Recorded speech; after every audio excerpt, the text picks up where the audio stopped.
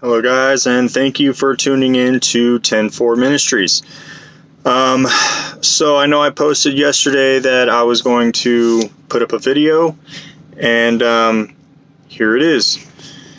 So, the title for today's video is God Won't Give You More Than You Can Handle, with a question mark there.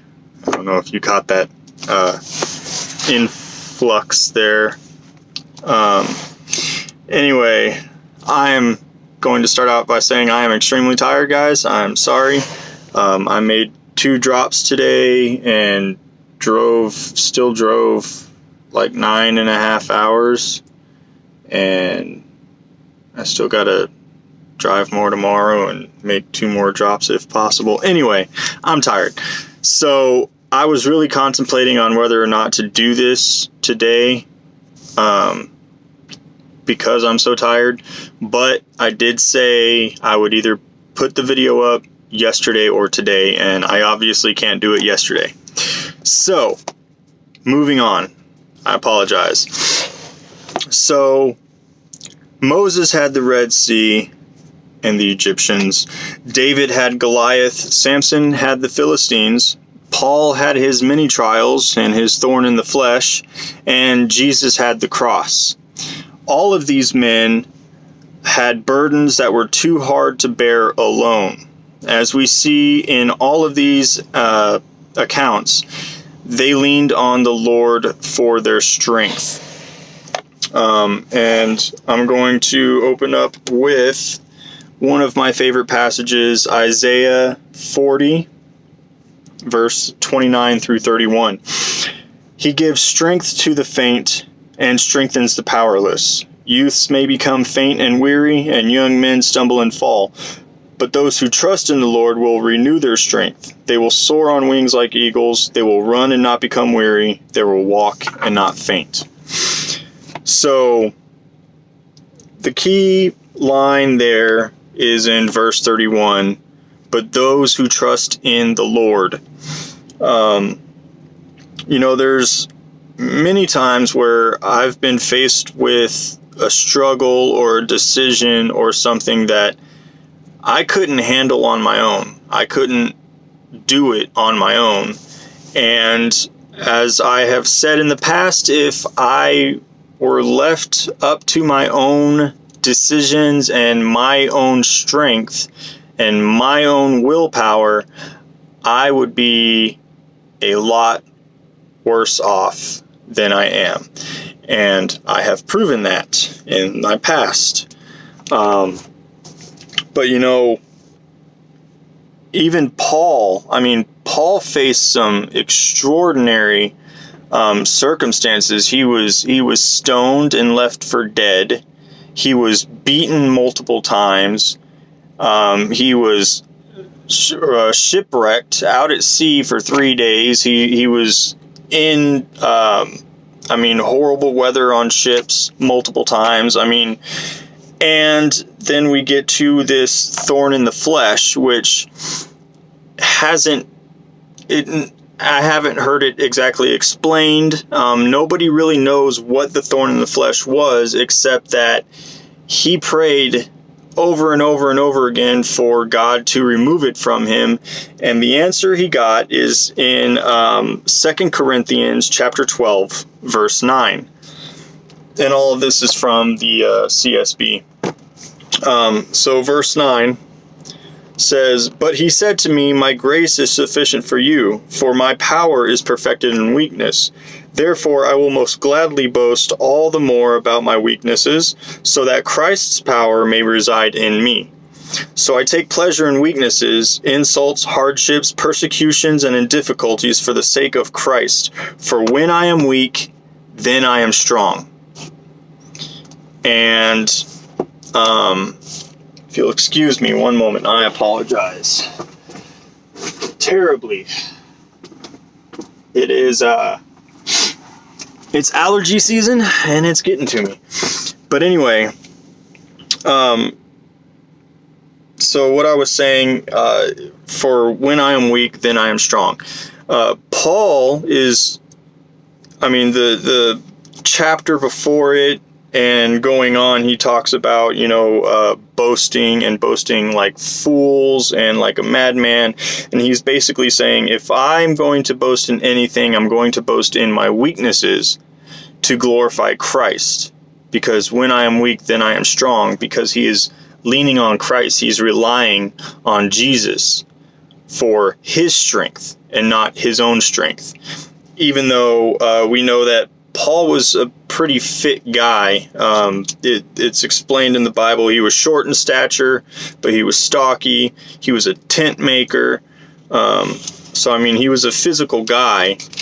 But he wasn't strong enough to, handle life's troubles. And last and very not least, that doesn't even make sense, but last but not least, we have Jesus in the Garden of Gethsemane, just before he was taken by the soldiers to be crucified. This one I'm taking from Matthew chapter 26. I'm going to start in verse 36 and read on through 42. Then Jesus came with them to a place called Gethsemane, and he told the disciples, "Sit here while I go over there and pray." Taking along Peter and the two sons of Zebedee, he began to be sorrowful and troubled. He said to them, "I am deeply grieved to the point of death. Remain here and stay awake with me." Going a little further, he fell face down and prayed, "My Father, if it is possible, let this cup pass from me, yet not as I will, but as you will." And remember, this is Jesus's physical flesh here, and this is God incarnate, but he is still man. So he's dealing with his fleshly pains and his fear, basically, because he knows what's coming. And he's saying, if it's possible, let this cup pass from me, but not my will, but your will be done. Verse 40, then he came to the disciples and found them sleeping. He asked Peter, "So couldn't you stay awake with me 1 hour? Stay awake and pray so that you don't enter into temptation. The spirit is willing, but the flesh is weak." Again, a second time he went away and prayed, "My Father, if this cannot pass unless I drink it, your will be done." And he came again and found them sleeping because they could not keep their eyes open. So there we see even Jesus in his fleshly form was susceptible to the things of the flesh. Weakness, fear, and other gospels tell us that Jesus was writhing in pain when he was in the garden. He was praying, he was begging the Father to let this pass from him. But even with all that, and he had the power and the authority to do that, but he didn't, because that's why he came here.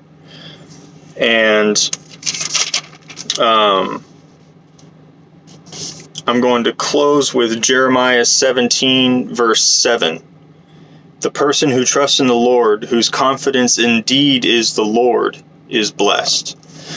So, a lot of times we are given hardships and trials and struggles and things that are too much for us to handle, so that we are forced to turn to God and remember Him and rely on Him. And I've seen this happen so many times, and just in my own life and the people that I'm around. We can't do this life on our own. And so, and then my last closing statement. It says, we are faced with things too much for us to handle on our own, so that we seek the Lord in our struggles. God will give us more than we can handle, but he will not give us more than he can handle. So, there's times people go through some hard times, the loss of a loved one, or, stress in their life, and people always say, well, God won't give you more than you can handle. And for a non-believer, that's extremely hard to accept. I think in situations like that, especially if you're talking to a non-believer and you say, God won't give you more than you can handle, that's going to kind of stir up some emotions in that person, especially if there's someone who has come from a church background and, is angry at God. That's not a very good way of going about, ministering to somebody. But what is true is that if you lean on God, if you pray to God, if you ask him for help, he will get you through it. And, I'm going through some hard stuff right now, and I'm having faith in God that his will is going to be done. And, my will is that it'll just go away. And, that's not the way things work. God is there. He will get me through it one way or another, and I will go on. And, and I have that same prayer for anybody out there who is struggling, who is feeling helpless and hopeless. That's not true, because God is just a breath away. And honestly, he's not even that far away. If you're saved, if you're a Christian, and you believe in what Jesus did on the cross, he's already in you. He's already with you. You just have to lean on him and let him take over. So anyway, I'm going to go and rest and all that stuff. I don't know if you can see it in my eyes, but I am beat, ladies and gentlemen. So anyway, yes, God bless you, and have a good night.